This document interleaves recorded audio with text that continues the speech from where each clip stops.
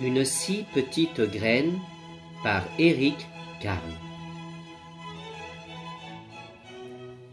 C'est l'automne. Le vent souffle. Il soulève les graines de fleurs au-dessus du sol et les emporte. Parmi elles, il y en a une qui est toute petite, minuscule. Est-ce qu'elle parviendra à suivre les autres? Et d'ailleurs, où vont-elles toutes ces graines?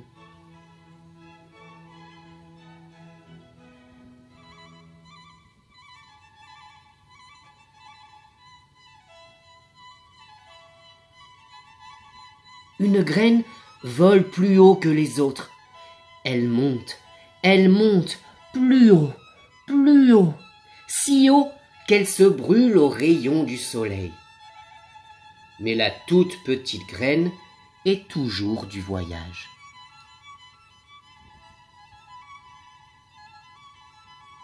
Une graine atterrit au sommet d'une montagne, couverte de glace. Là-haut, la glace ne fond jamais, elle ne pourra pas s'enraciner. Les autres graines poursuivent leur chemin, mais la plus petite est un peu à la traîne. Les graines traversent l'océan. Une graine tombe à l'eau et coule. Emportée par le vent, les autres continuent. Mais la plus petite ne vole pas aussi haut qu'elle.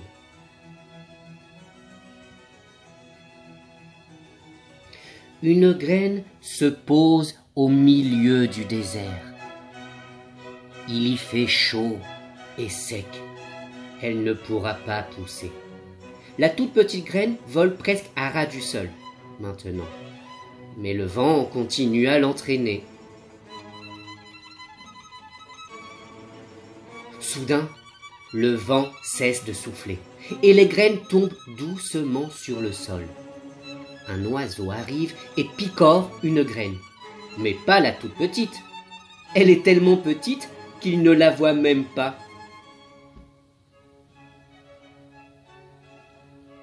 Pendant l'hiver, les graines se reposent de leur long voyage. La neige les recouvre d'une couverture blanche. Dans le sol vit aussi une souris. Comme elle a faim, elle grignote une graine pour son repas. Elle ne remarque pas la toute petite graine qui dort tranquillement.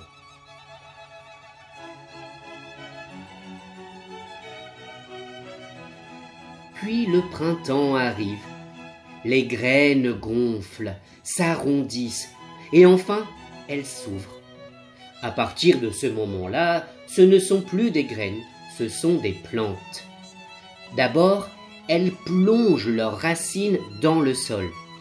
Puis, leur tige sort de terre, leurs feuilles se déplient et elles commencent à grandir. Mais il y en a une qui pousse beaucoup plus vite que les autres. C'est une mauvaise herbe. Elle est déjà si grosse qu'elle empêche le soleil et la pluie d'atteindre la plante qui pousse à côté d'elle. Alors la plante meurt, étouffée. La toute petite graine ne s'est pas encore éveillée. Bientôt il sera trop tard. Ah, enfin il se décide et lance vers le ciel une tige fragile.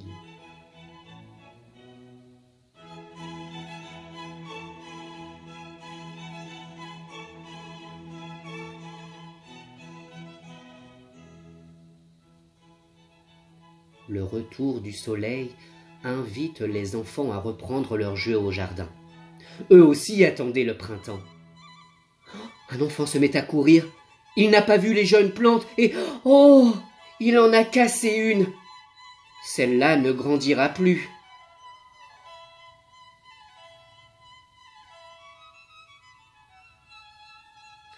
La petite plante née de la toute petite graine pousse à toute allure. Mais sa voisine pousse encore plus vite, elle a déjà 7 feuilles.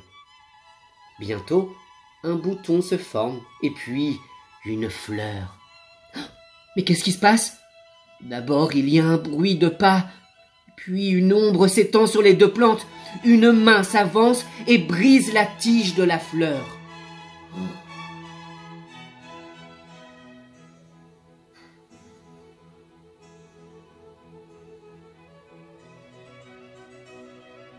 un garçon l'accueillit pour son ami.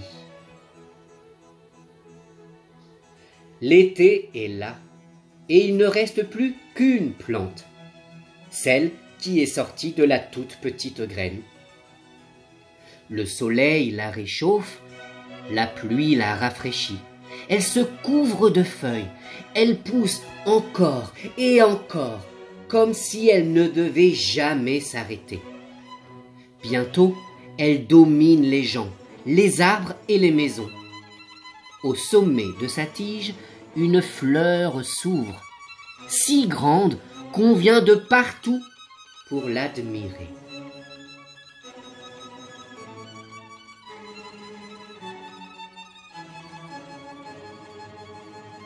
Tout au long de l'été, oiseaux, abeilles et papillons s'empressent autour d'elle.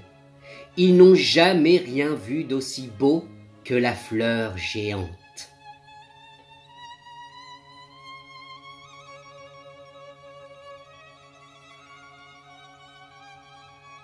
Puis l'automne revient.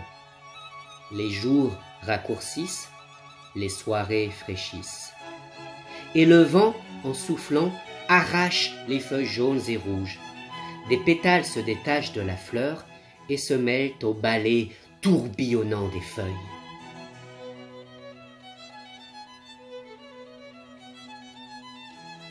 Le vent souffle plus fort. La fleur, qui a perdu presque tous ses pétales, se courbe et penche sur sa tige. Le vent souffle encore plus fort. Il secoue la fleur encore et encore. Alors, du cœur de la fleur, un tas de petites graines se détachent, que le vent emporte aussitôt.